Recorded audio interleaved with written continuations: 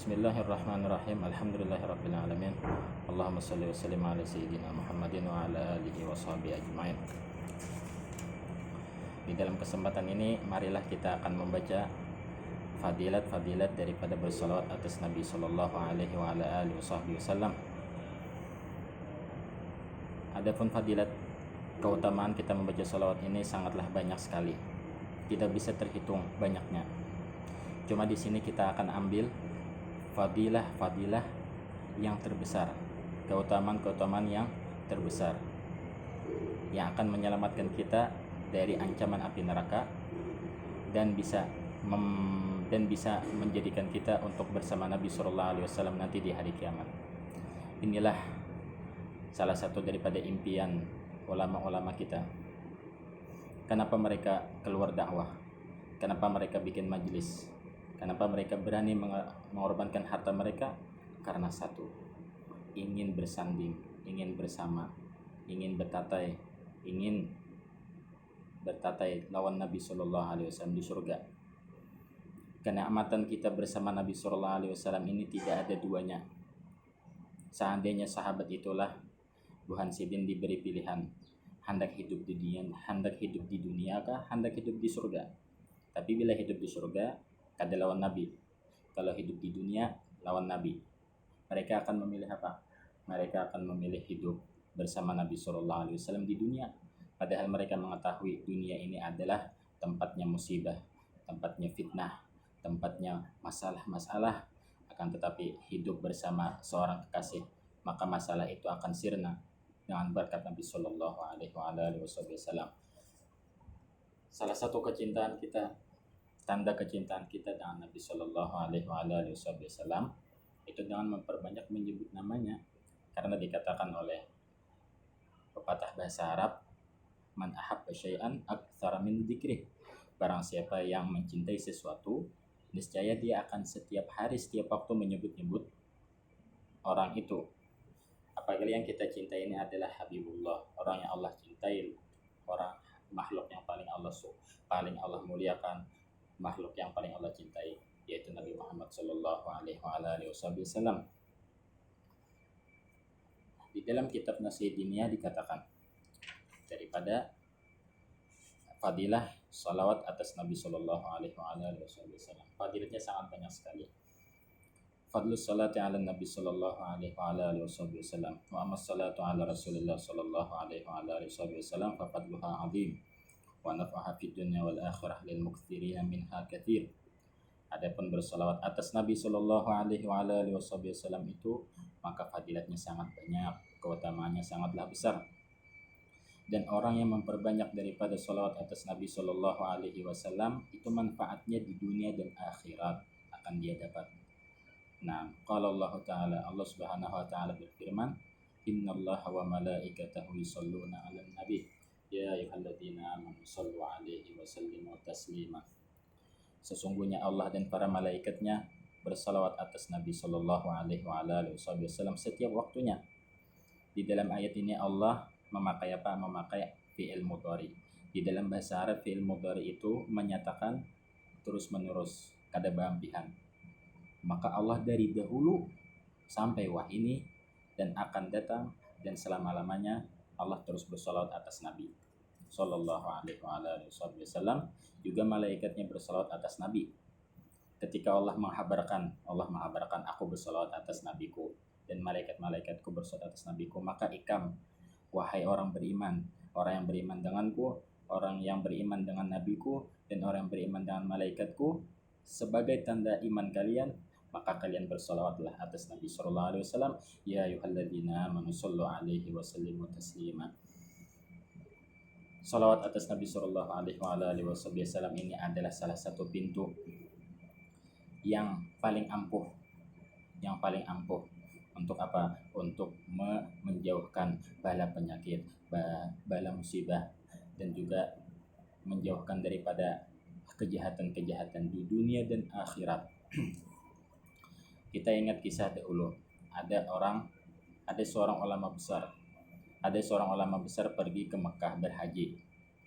Ketika beliau hendak tawaf, ketika Sidin hendak tawaf, Sidin ada melihat seorang pemuda seorang pemuda.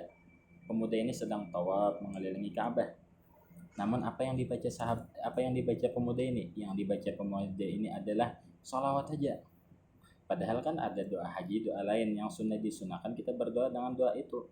Ada doa-doanya tertentu tuh di dalam haji, di dalam umrah ada doa-doanya tertentu. Tapi bingungnya si Din, ulama besar ini bingung. Kenapa? Pemuda ini hanya bersolawat. Dari putaran pertama membaca solawat, dari putaran kedua membaca solawat, dari putaran ketiga membaca solawat. Kenapa? Maka selesai daripada tawaf, seorang pemuda tadi selesai dari tawaf. Setelah selesai, maka seorang ulama besar tadi mendatangi pemuda tadi. Ujar kata ulama tadi, Waalaikumsalam. Nah, setelah pemuda tadi selesai daripada tawafnya, maka ulama besar ini mendekat kepada Bapak memaraki pemuda tadi. Lalu ditakoni Sidin, ya Sidin, maaflah pemudalah, aku merasa heran dengan kamu. Kata pemuda, kenapa heran? Karena aku melihat kamu dari setiap putaran tawaf itu cuma membaca sholawat ala Nabi Sallallahu Alaihi Wasallam. Ada apa gerangan? Kalau boleh tahu ada apa gerangan? Ditanya pemuda, karena ulama ini sudah masyhur, sudah tahuan orang banyak. Jadi biar pemuda itu seandainya pian ini lain ulama, ulun kada akan memadahi. Tapi karena pian ulama, pian pasti kau menjaga rahasia, ulun madahi. Jadi kisahnya kayak ini. Waktu ulun tulak haji nang ini tadi, ulun lawan abah ulun tulak di perjalanan. Nah, waktu di perjalanan dulu kan kada ada mobil lah, kada ada pesawat. Jadi orang bahaji itu berjalan kaki. Kada ada pesawat, kada ada, bahkan bawa unta atau berjalan. Nah, itu orang bahaji khususan yang ada di Arab. Kalau kita kan mungkin berkapal dari dulu sudah ada kapal. Dari Nabi Nuh sudah ada kapal ya kala. Dari zaman Nabi sudah ada kapal. Nah, nang kada ada kan pesawat atau kada ada zaman bahari, mobil kada ada zaman bahari. Mereka berjalan ini. Di tengah jalan ayahku jatuh sakit. Sakitnya cukup keras. Sekalinya mbah sakit garing meninggal. Tapi nang aku sedihnya waktu abahku meninggal ini apa? Seketika awak abahku itu berubah hirang sebukuan, hirang kayak hangit itu. Karena memang gawian abahku ini apa dahulu waktu di hidupnya, gawiannya ialah riba, makan harta riba. Allah Akbar, makan harta riba. Pian tahulah ngaran riba itu, ujar ulama, kada pernah Allah Subhanahu wa taala mengumumkan bahwasanya Allah ini membawai perang. Allah membawai perang di mana? Kada pernah maksiat nang Allah bawai perang bila orang mengerjakannya kecuali dua orang. Artinya dua orang ini nah Allah bawai perang. Perang lawan Allah Taala kayak pasti kita kalah. Ya lah, ada dua orang. Yang pertama akilur riba, pemakan harta riba. Yang kedua muadil wali, orang yang memusuhi wali. Qala Allah Subhanahu wa taala, fa illam taf'alu fa'danu biharbin minallahi wa rasulih. Seandainya kalian wahai orang beriman tetap melakukan riba, fa'danu biharbin minallahi wa rasulih, maka aku umumkan Allah taala memerangimu dan rasulnya memerangimu. Allah taala berperang dengan orang itu.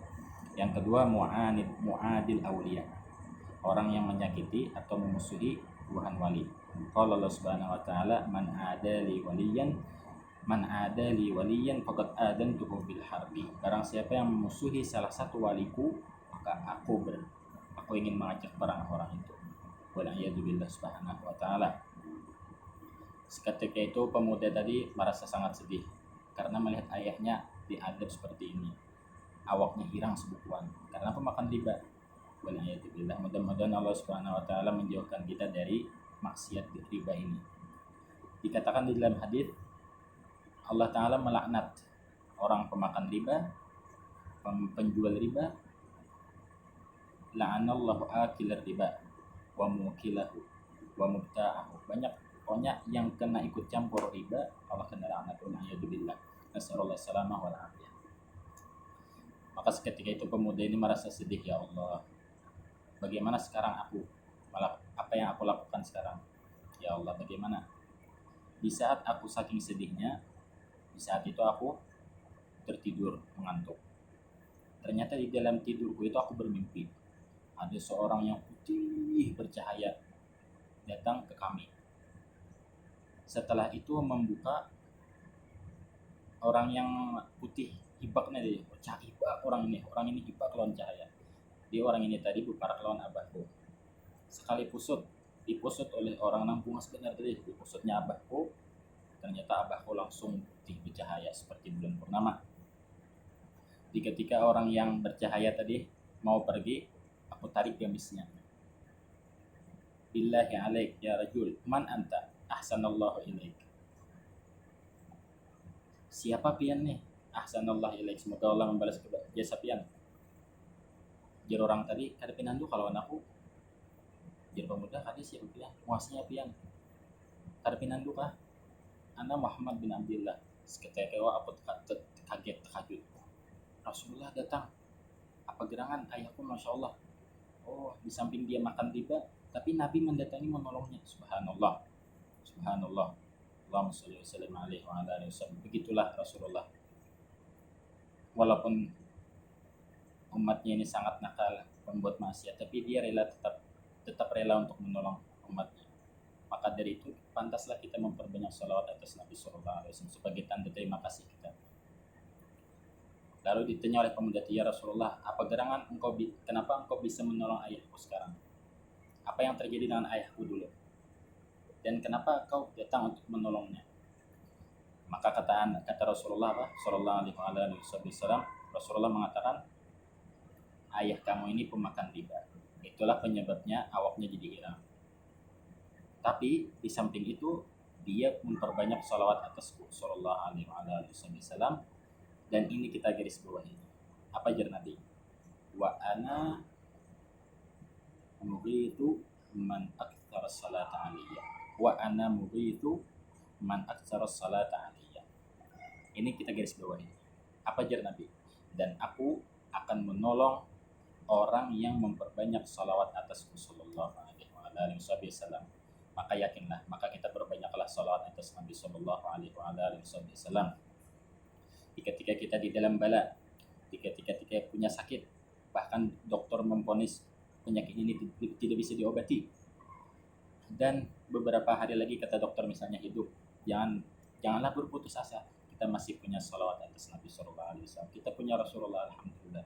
Berkat Rasulullah Sallallahu Alaihi Wasallam, kita menjadi umat yang paling disayangi, yang paling dicintai, yang paling dirahmati. Berkat wasitah perantara Sallallahu Alaihi Wasallam. Maka dari itu sangat layaklah kita mencintai Nabi Sallallahu Alaihi Wasallam. Janganlah kita mencintai orang melebihi cinta kita kepada Allah dan Rasulnya. Salah satu tanda cinta kita kepada Nabi Sallallahu Alaihi Wasallam yaitu memperbanyak salawat atas Nabi Sallallahu Alaihi Wasallam. Barangkali inilah yang bisa saya sampaikan. Mudah-mudahan yang di rumah mendengar kisah ini mereka tidak putus asa. Ini orang ini orangnya pemakan riba, bah. Nah, tapinya berkat memperbanyak salat atas Nabi menolongnya.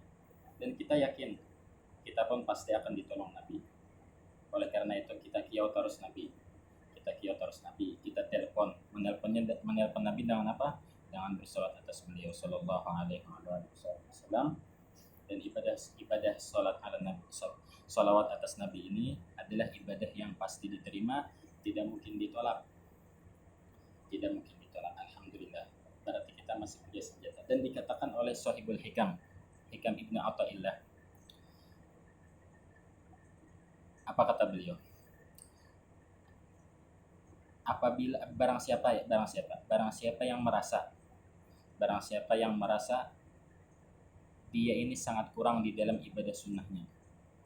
Dia ini sangat kurang di dalam ibadah sunnahnya. Sholat sunnahnya kurang, puasa sunnahnya kurang.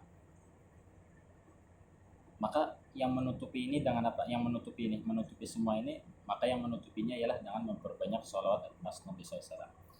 Ada misalnya orang rajin beribadah sunnah, rajin beribadah, Nah, ada orang kedua santai aja beribadahnya, tapi hanya memperbanyak sholat atas Nabi, maka orang yang kedua ini bisa menyamai lawan, derajatnya menyamai lawan orang yang suka beribadah.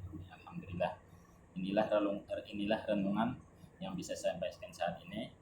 Insya Allah nanti di hari kedua untuk menggembirakan yang di rumah, insya Allah saya akan kirim video seperti ini.